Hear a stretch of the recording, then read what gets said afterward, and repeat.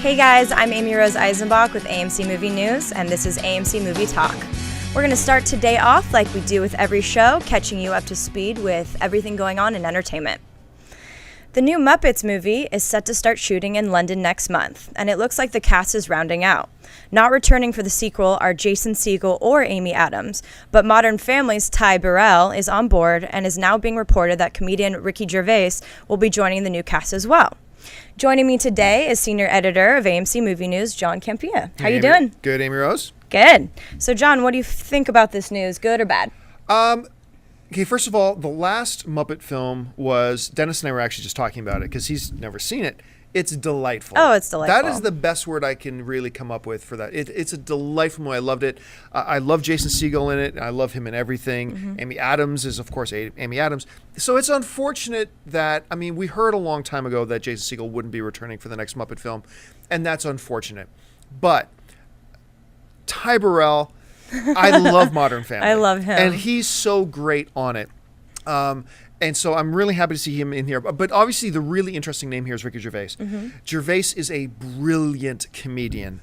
I've also really, for the most part, loved him when I see him on screen. I really enjoyed his little film Ghost Town. Not a lot of people have seen it, but I thought it was really quite good.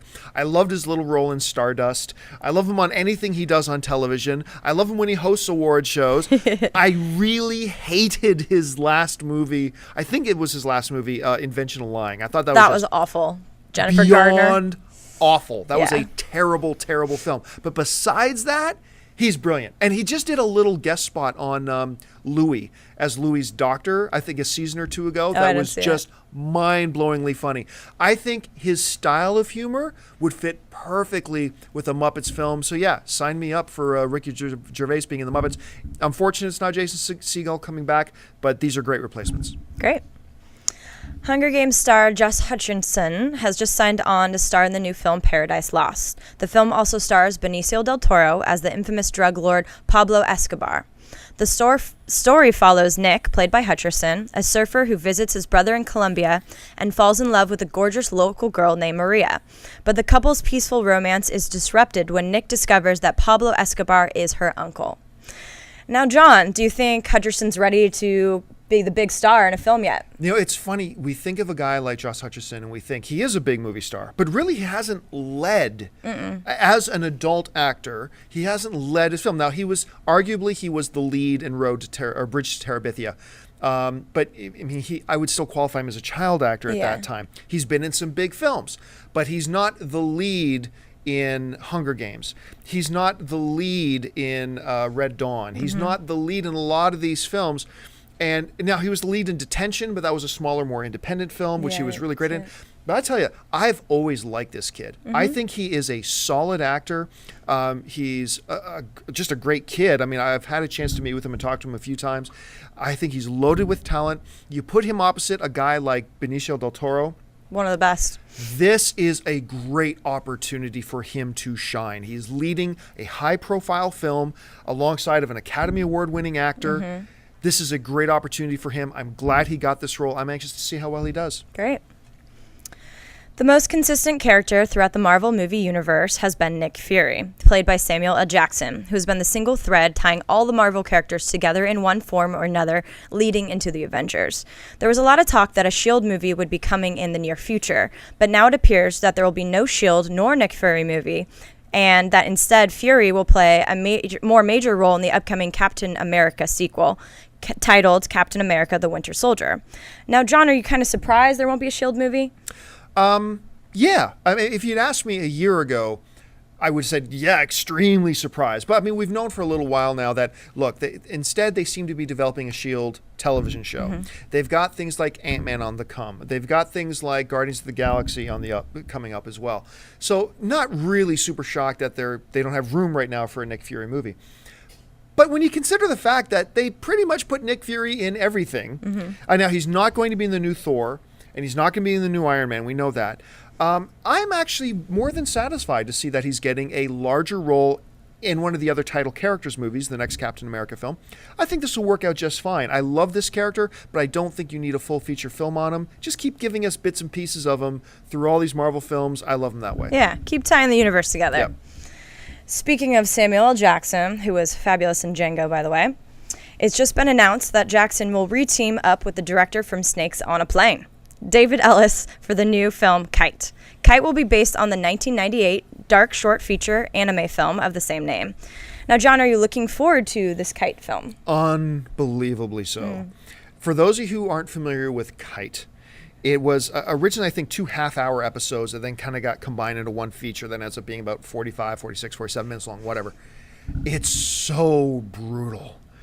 I mean, honestly, I'm a little bit surprised that they're going to turn this into a feature film. This will be a hard R film, regardless of where they go. Basically, for those of you who aren't familiar with KITE, and I encourage you to look it up if you're not, it follows this young 13, 14-year-old girl whose parents get brutally murdered. And she kind of gets, in a way, adopted by these 2 corrupt cops. And one of these cops immediately starts having a sexual relationship with the young girl. She grows up to be a lethal assassin used by her guardians. And then there's another kid assassin involved. And there's all sorts of sex and violence. But it's brutal. I mean, it's brutal. So Samuel L. Jackson involved, clearly probably going to be one of these cops in the story. And the director from Snakes on a Plane, which means there's no fear of being ridiculous. This could be really good. I am very, very curious to see how they handle it, because like I said, the original anime is absolutely shockingly brutal. And if they can somehow translate that onto the big screen, it could be a really very cool adult movie-going experience. It could be quite cool. They can get away with a lot more in anime. Yes. All right. Paramount has just hired Predator's writer Michael Finch to write their supernatural action project HELLIFIED. This may be getting a new title. Andy Berg's spec was picked up back in 2009, and the project is produced by Lorenzo de Bonaventura, and the story is about a strike force comprised of criminals that goes to hell in order to put a stop on the end of days. Now, does this sound like a good one to you, John? Yep. Yep. This is absolutely the type of brainless fluff I eat up in huge quantities. A SWAT team made up of criminals sent to hell to combat the apocalypse. This is ridiculous. This is completely ridiculous. But so is the notion of giant kaiju monsters coming up from a portal rift in the bottom of the Pacific Ocean to be combated by giant human robots. Yes. Dennis, are you going to eat this one up as much as I am? I don't know if I'm going to eat it up as much as you are, but I'm intrigued. And as long as the movie knows what it is and doesn't try and be like totally serious, I think it can be entertaining. Yeah, I mean, I agree. Don't take itself too seriously. Understand we're sending a SWAT team of criminals into hell to fight the apocalypse. You keep that in mind. As long as it's aware of itself that way, I think this could be a lot of fun. I mean, look, a lot will depend on who they're going to get to direct this thing. A lot will depend on what type of cast. Look, if we find out that, Michael Bay is directing and he's getting The Rock in it, then I think we are in for a good time. If they bring in Martin Scorsese and get Daniel Day-Lewis, I don't think that's a good fit. Clearly a better director, clearly a better actor, but not the right fit. It won't work. They have to have fun with it. So we'll find out a lot more when we hear what type of movie this is going to be once we know who's going to be in it and who's going to be directing it. But I hope they go the ridiculous route, because this sounds like a lot of fun. The first trailer for the upcoming Smurfs 2, which will open in AMC theaters everywhere on July 29th, has just hit the web. The new film sees the return of the original voice cast, Katy Perry, Alan Cumming, George Lopez, Anton Yelchin, and Fred Armisen, and will add the voices of Christina Ricci and J.B. Smoove. Great name. Now, John, what do you think of the trailer? The first Smurf film, I got to admit something here. The first Smurf film had a lot of hate. A lot of people didn't like it. And I expected to not like it. I fully expected not to like it. I got to tell you, I thought the Smurfs was cute.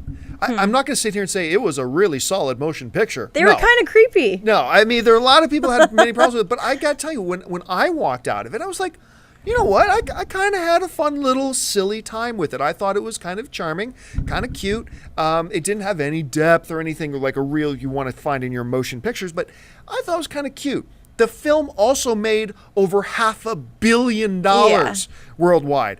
Reportedly on a budget of about 110 million, it made over 550 million worldwide.